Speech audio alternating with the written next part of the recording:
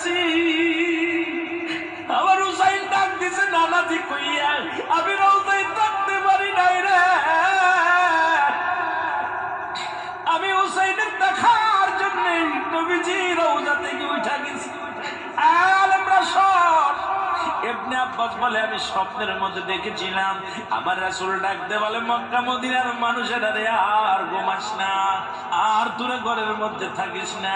আমি নবীর রওজায় ঘুমাইতে পারি নাই, কান্না সহ্য করতে পারি নাই। ওদিন আমিও ফাতেমার নবীও না আমি সহ্য করতে পারি।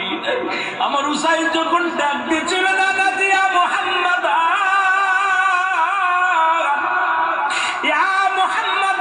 যেদিন ডাক দিয়েছিল রে, সেদিন আমি নবী রওজা থেকে পাগলের মতো উঠে কারবালা পর্যন্ত চলে গিয়েছিলাম।